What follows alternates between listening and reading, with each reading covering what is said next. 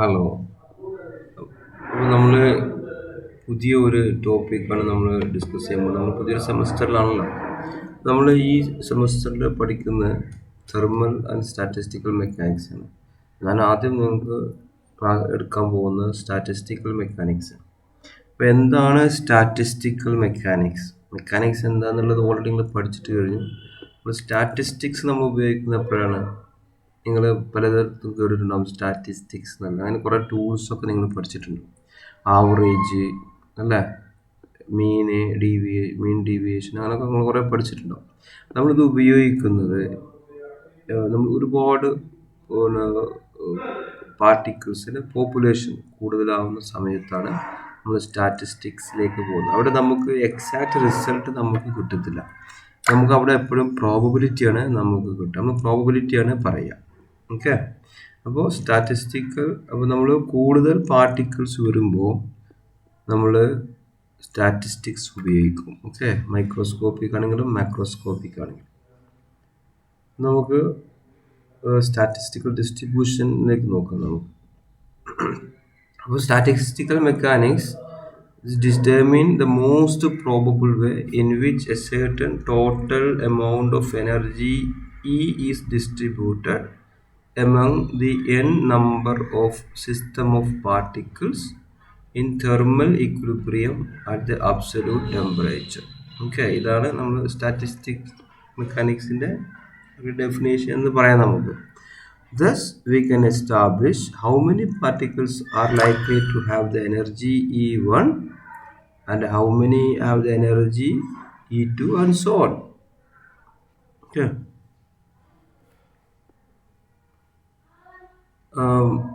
The program of statistical mechanics begins by finding general formula for W. W is the number of ways in which the particle can be arranged among the available states to yield a particular distribution of energies, or the more probable is the distribution. W is simply the ways of arranging the particles in a particular distribution of energy. The most probable distribution, which corresponds to the systems being in thermal equilibrium, is the one for which W is a maximum, subject to the condition that the system consists of a fixed number n of particles whose total energy is some fixed amount E, and therefore we will have an expression for number of particles of energy n of E. അപ്പോൾ n of E എന്നുള്ളത് നിങ്ങൾ ഓർക്കുക, നമ്മൾ പലപ്പോഴും ഇത് ഈ കോഴ്സിൽ നമ്മൾ ഉപയോഗപ്പെടുത്തുന്ന ഒരു ടേമാണ് n of E. n represents the number of particles of E എന്ന് പറയുമ്പോൾ എനർജി എപ്സിലോൺ എന്ന് പറയും. അവിടെ നമ്മൾ എപ്സിലോൺ ഉപയോഗിക്കുന്ന എനർജി ഫോർ എനർജി. അപ്പോൾ n of E means the number of particles of energy E, which is equal to G of E into F of E. ഇത് basic expression ആണ്, നല്ലോണം ഓർത്തിരിക്കണം കേട്ടോ. n of E equal to G of E F of E. n of E എന്ന് already പറഞ്ഞു, number of particles with energy E. G of E എന്തായിരിക്കും? G of E is the number of states of energy E. Number of States of energy E, അത് energy E ഉള്ള സ്റ്റേറ്റുകളുടെ എണ്ണം. നമ്മൾ seat, ഉദാഹരണം നമ്മൾ ഇരിക്കാനുള്ള സീറ്റുകൾ എന്ന് പറയാം. നമ്മൾ ഒരു ക്ലാസ്സിൽ എടുക്കുമ്പോൾ കുറേ ചെയറുകൾ ഇങ്ങനെ ഇട്ടിട്ടുണ്ടെങ്കിൽ നമ്പർ ഓഫ് സ്റ്റേറ്റ്സ്, ആ ഓരോ ചെയറിനെ നമുക്ക് ജി ഓഫ് ഇ എന്ന് പറയാം. അപ്പോൾ എൻ ഓഫ് എന്ന് പറയുമ്പോൾ അതിലിരിക്കുന്ന കുട്ടികളുടെ എണ്ണം ഈക്വൽ ടു നമ്പർ ഓഫ് സീറ്റുകളുടെ എണ്ണം into F of E, distribution function. അപ്പോൾ ആ കുട്ടികളുടെ റെപ്രസെൻ്റ് ചെയ്യാൻ വേണ്ടി നമ്മൾ ഉപയോഗിക്കുന്ന ഫങ്ഷനാണ് actually F of E.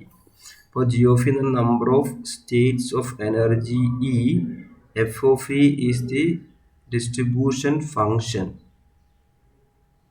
or the average number of particles in each state of energy E or the probability of occupancy of each state of energy E.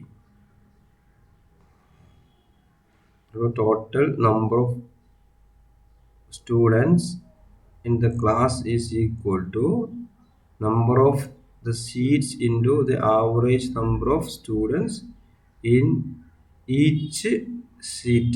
Okay, നമുക്ക് അങ്ങനെ എടുത്തു കഴിഞ്ഞാൽ ഇത് പ്രോഡക്റ്റ് എടുത്തു കഴിഞ്ഞാൽ നമുക്ക് ടോട്ടൽ നമ്പർ ഓഫ് സ്റ്റുഡൻസ് കിട്ടും. അതുപോലെ തന്നെ total number of particles in an energy state E is equal to number of energy states with E into distribution function. ഈ ടേം നല്ലോണം ഓർത്തിരിക്കുക കേട്ടോ. When continuous rather than a discrete distribution of energy is involved, we replace g of e with g of e de. അപ്പോൾ continuous ആണെങ്കിൽ നമ്മൾ g of e de ഉപയോഗിക്കും. നമ്മളിതിൻ്റെ integral ആണ് നമ്മളോട് ഉപയോഗിക്കുക. Then the number of states with energies between E and E plus dE. അപ്പോൾ continuous energy state ആണെങ്കിൽ നമ്മൾ ഇൻ്റഗ്രൽ ഉപയോഗിക്കും. അപ്പോൾ ജി ഓഫ് ഇ എന്നുള്ള ജി ഓഫ് ഇ ഡി ആവും.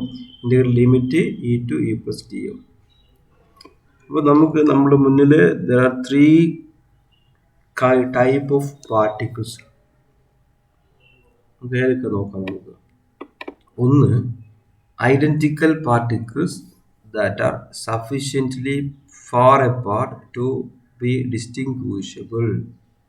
അതായത് ഡിസ്റ്റിങ്വിഷബിൾ ആണ് ആൻഡ് ഐഡൻറ്റിക്കൽ ആണ്.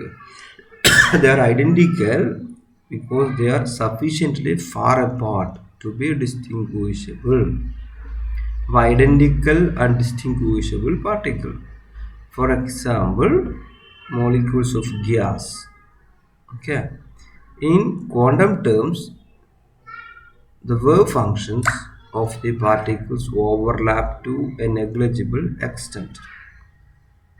അപ്പോൾ അത്രയും പാർട്ടിക്കിൾസിനെ നമുക്ക് സ്റ്റഡി ചെയ്യാൻ we have to use Maxwell-Boltzmann distribution function. അപ്പോൾ Maxwell-Boltzmann distribution function നമ്മൾ എവിടെ ഉപയോഗിക്കുക? For identical and distinguishable particles and if their wave functions are overlapping. Okay, അത്രയും പാർട്ടിക്കിൾസ് നമുക്ക് മാക്സ്വെൽ ബോൾട്സ്മാൻ ഡിസ്ട്രിബ്യൂഷൻ ഫംഗ്ഷൻ ഉപയോഗിക്കാം. Example, molecules of gas.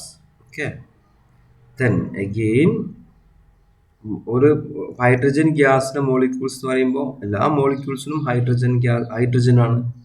അപ്പോൾ they are identical ആണ്. Distinguishable ആണോ? അതെ. ഓരോ മോളിക്യൂൾ സെപ്പറേറ്റ് ആണ്. Distinguishable, they are far apart ആണ്. Then quantum mechanically the wave functions overlap.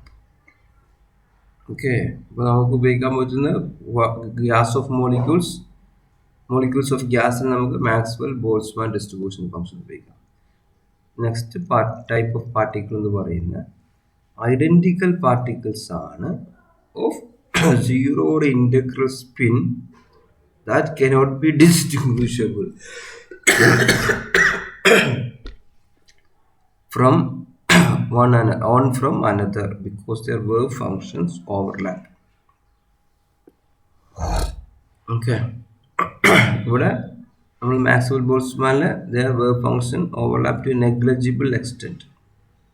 Okay, അത്ര അങ്ങോട്ട് ഓവർലാപ്പ് ചെയ്യുന്നില്ല, ഇവിടെ ഓവർലാപ്പ് ചെയ്യുന്നുണ്ട്. അപ്പോൾ രണ്ടാമത്തെ ടൈപ്പ് പാർട്ടിക്കിൾ എന്ന് പറയുന്നത് ഐഡൻറ്റിക്കൽ ആണ്. their spin is zero or integral spin ആണ്. They cannot be distinguished. Indistinguishable ആണ്. Particles are indistinguishable, having spin zero or integral spin and identical function. Their wave functions overlap. Such particles are called bosons. അപ്പോൾ spin zero or integral spin ഉള്ള particles bosons. they do not obey the exclusion principle. Okay, they do not obey the exclusion principle. അങ്ങനത്തെ particles നമ്മൾ ഉപയോഗിക്കുന്ന statistics എന്ന് പറയുന്ന function എന്ന് പറയുന്നത് boss Einstein distribution function. Example photons. Okay, photons. അപ്പോൾ ഇൻഡിസ്റ്റിങ്വിഷബിൾ, identical and indistinguishable particles having zero integral spins, and if their wave functions overlap, then we use Bose-Einstein distribution function. Bosons, or for bosons we use Bose-Einstein distribution function. Example photons, right?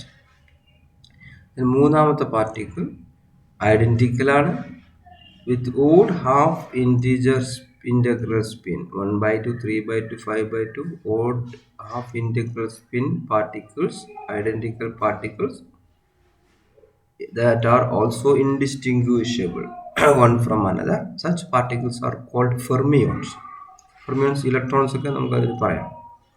They obey exclusion principle. For that particles we use Fermi-Dirac distribution function. Example electrons.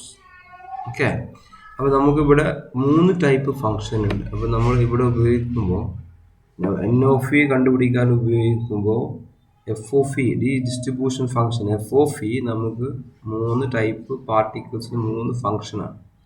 Okay, Maxwell Boltzmann distribution function, Bose-Einstein function, Fermi-Dirac function. Okay, ആ പാർട്ടിക്കിൾസിൻ്റെ വ്യത്യാസങ്ങൾ നമ്മൾ അവിടെ പറഞ്ഞു കഴിഞ്ഞു. ഇത് നല്ലോണം ഓർത്തിരിക്കുക കേട്ടോ. ഇത് വെച്ചിട്ടാണ് നമ്മൾ ഇനി അടുത്തത് മാക്സ്വെൽ ബോൾട്ട്സ്മാൻ ഡിസ്ട്രിബ്യൂഷനാണ് പഠിക്കാൻ പോകുന്നത്. Okay, thank you.